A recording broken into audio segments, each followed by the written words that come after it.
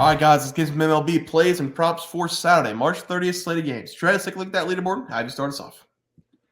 Yeah, guys, I had a frustrating day yesterday. I gave out the under 7.5 total runs in the Guardians versus Athletics game, and there were 10 total runs scored here. I think it lost in the seventh inning. It was absolutely heartbreaking. I did not anticipate the Athletics putting up the runs that they did, but hey, that's baseball, baby. Yeah, and I gave out the Milwaukee Brewers on the money line going up against the Mets in that early game. Freddie Peralta shut down the Mets. The Brewers only one hit allowed, and it was a Starling Marte home run. So very easy cash there, 4-1 Brewers on the money line. Trey, let's go to the player props. Have you start us off? Yeah, guys, and I went 0-1 here. I ended up going with Yordan Alvarez over 8 fantasy score, going up against the Yankees. And Alvarez, he did not play well, only got on base with a walk, so he only had 2 fantasy points. And I also gave out Brian Bayo over 4.5 strikeouts, and that was on me. He played on Thursday, so that's tough. Sorry about that, guys. He did play well, though, so that's something to think about. I had a 1-on-1 day. My pitching prop was Freddie Peralta to go under 2.5 earned runs. That actually came out at under 1.5 earned runs. Again, he only gave up one hit, the home run. He was dominant against the Mets. Then my batting prop was Corbin Carroll to go over 1.5 bases. Got on base 3 times, just 2 walks and a single, though. So he did not go over those 1.5 bases there. So that was the loss on the day. Trey, let's go to our plays. Before we do that, you guys may have been noticing our thumbnails on YouTube got a little bit of a change on the graphics. That's because of Edit King on Twitter. He reached out to us, asked about us, said he can get our views up with his work, and so far so good. He's been doing a great job for us. He also gives out his own plays on Twitter. So go give Edit King a follow. That's EDITKING. One word, Edit King. Shout out to him for all the great work he's doing so far for us. Trey, let's go to our plays for all now. Have you start us off? Yeah, guys, I'm going to be breaking down the game that I broke down on opening day. It's going to be this Minnesota Twins going up against Kansas City Royals game. And I think this is going to be an entertaining game to watch. And like I said, I gave it out on the opening day, and I am running it back. The Twins cash for us. And I believe they're going to do it again. Give me the Twins here on the money line at minus 130. I feel like this is just too much of a juicy play here, and I believe they're going to control this game. They are the better team, and they're throwing out the better pitcher. Minnesota, they're throwing out Joe Ryan, and he pitched really well during spring training. He pitched in 5 games and finished with a 0.84 whip. He was doing a great job of keeping the base paths clean, just like he did last season as well. Meanwhile, the Royals, they're throwing out Seth Lugo. And Lugo, he is a new pitcher for Kansas City this year. Signed him in free agency, and he struggled in spring training, only pitched in 4 games, finished with a 7.15 ERA. That is just no bueno. And we should see Kansas City struggle to score runs, just like they did in Game 1, where they only finished with 5 hits and only scored 1 run, which was in the first inning. So they went scoreless through the 2nd through the 9th. And I just have a lot of confidence in this Twins lineup. They are going to rough up Lugo in this game. Buxton, Lewis, Correa, Santana, Kepler. That's just a deadly lineup, and I think they should be able to do work. The Royals, they're once again going to start the season in a hole. So give me the Twins here on the money line versus the Royals. Yep, love that play there for you, Trey. For my play today, we're going to be looking at the Washington Nationals going up against the Cincinnati Reds. This is going to be a matchup against 2 guys that I watched a ton last season. If we get the same output that we got last year, I'm pretty confident in this play. We have Patrick Corbin on the mound for the Nationals. He got that massive contract to be their ace for the next 5 or 6 years. It just has not panned out for him. In 2020, they gave him a 6-year, $140 million contract. He's been one of the worst contact hitters in MLB since then. Last season, he was battling Miles McCollum as the hits leader for pitchers, giving up hits per game. I'm pretty sure Patrick Corbin led the MLB last year in hits allowed. On the other side, we have an exciting rookie a couple of years ago who throws nothing but cheddar, and Hunter Green. Trey loves this guy. He's a big-time strikeout pitcher, but I've had concerns with his control, especially last season.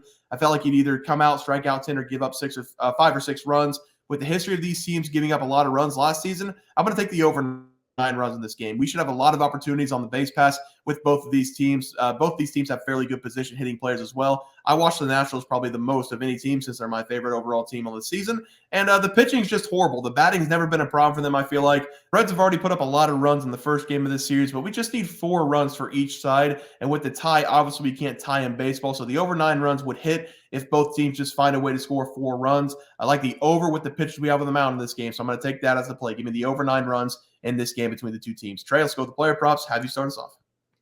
Yeah, guys, I'm running it back with another pick that I gave out on opening day. Give me Elly De La Cruz to go over 9.5 fantasy score going up against the Nationals team that Bear just talked about. I really love this over for Elly in this game. We're going to see him dominate just like he did on opening day. I gave out his over on opening day, and he smashed it, finishing with a hit, a walk, a stolen base, and 2 runs scored. And I expect something similar here in this game. And Bear touched on it. He's getting a very juicy matchup against Patrick Corbin. And Corbin, dear God, he is just no bueno. Last season, he was simply batting practice. He allowed the second most hits in the entire MLB, barely finished behind Miles Mikolas.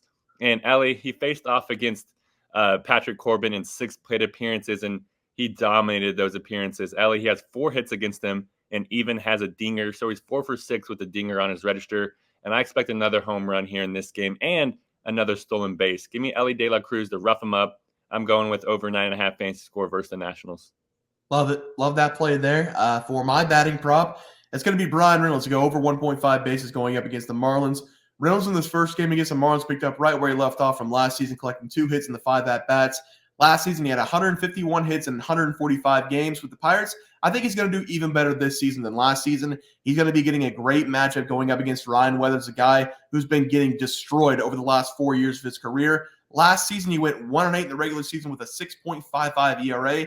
And whenever I tell you guys this guy gave up a ton of runs, I mean it. He gave up 4+ runs in 4 of the last 5 games last season, and he was battling to try to stay on the roster. And it looks like the Marlins are going to give him a shot in the starting lineup here. He did have 3 games played with the Marlins last year. 2 games started, and in those games, he went 0-2 with a 7.62 ERA.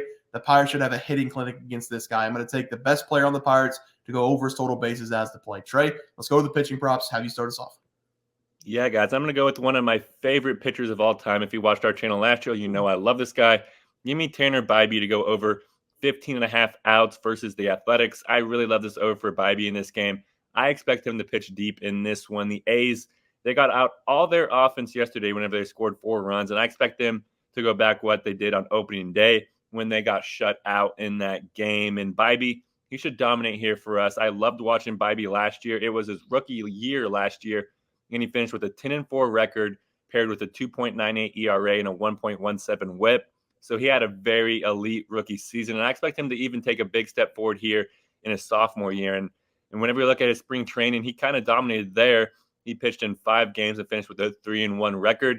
And I expect Bibee to dominate here. It all starts against one of the worst offenses in the entire MLB. He's going to set the tone on the mound and pitch deep in this game. So give me Tanner Bibee to go over 15.5 outs versus the A's.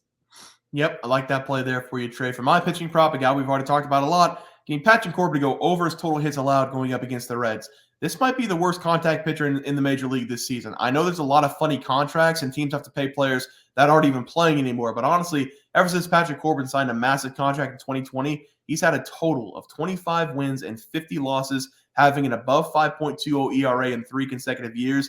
Last season, he tied his career high with most hits given up in the season with 210 hits given up in 180 innings pitched. He has now gone back-to-back seasons, giving up 210 hits and allowing over 100 earned runs in 3 consecutive seasons. You get the same guy from last season, which we probably will. The Reds should have no problem putting the bat on the ball. Also, depending on how this game goes, the Nationals last season have no problem leaving Patrick Corbin in there to get dinged up. If he's in trouble early, they're going to leave him in the game. Trust me, they did it last season all the time. I think he's going to go 6 innings around this number, maybe 5 innings, and possibly give up double-digit hits like he did just like last year. Give me his over hits as the play here, one of the worst pitchers in baseball. Trey, let's go to the graphic. Have you start us off?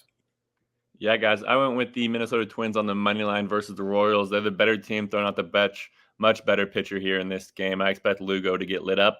Also going with Elly De La Cruz over 9.5 fantasy score versus the Nationals. He's going up against that Patrick Corbin, and he's going to get a couple hits off him at least. Also going with Tanner Bibee to go over 15.5 outs versus the Athletics. Worst offense in the A's, and I expect Bibee to put up a show here. Yeah, I'm going with the Nationals versus Reds over 9. It's now over 9.5 recording in the morning, so I'm going to take the over 9.5 runs. Then give me Bryan Reynolds over 1.5 bases going up against Miami. That's Ryan Weathers on the mound. He was horrible last season. Hopefully he picks up right where he left off so we can get Bryan Reynolds on base.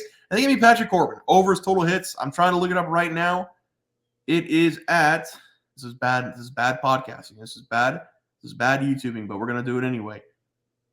It's at over 5.5 hits for Patrick Corbin against the Reds. We're going to smash that over 5.5 hits going up against the Reds. Guys, that's going to do it for the MLB plays and player props for Saturday, March 30th slate of games. If you guys enjoyed the content, please be sure to drop a like on this video and subscribe to the channel below. See you guys next video, and thanks for watching. We also have 12,000 subs coming right around the bend. We're at 10,200. We're going to give away 2 tickets to anybody to any game they want. NBA, NFL, college basketball, it doesn't matter. We can wait until the new season for NFL.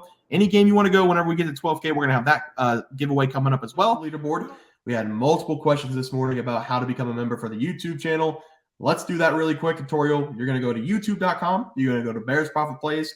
You're going to search it in. You're going to hit our thing. There's a join button right just to the right of subscribe. You can click that. There's 2 options. You have the Bear Pack for $4.99. That gives you access to YouTube member plays. And then you have the Bear Pack Gold for $7.99 a month. That gives you access to our member plays on YouTube, and it gives you a 1-month membership to our website, bearsprofitplays.com. So if you get the Bear Pack Gold, you save yourself $2 a month, a little bit cheaper if you want to do that. But that is the tutorial for anybody that needed it. We had multiple questions today through email about how to do it, and it wasn't working. But if you want to know, there it is right there. Trey,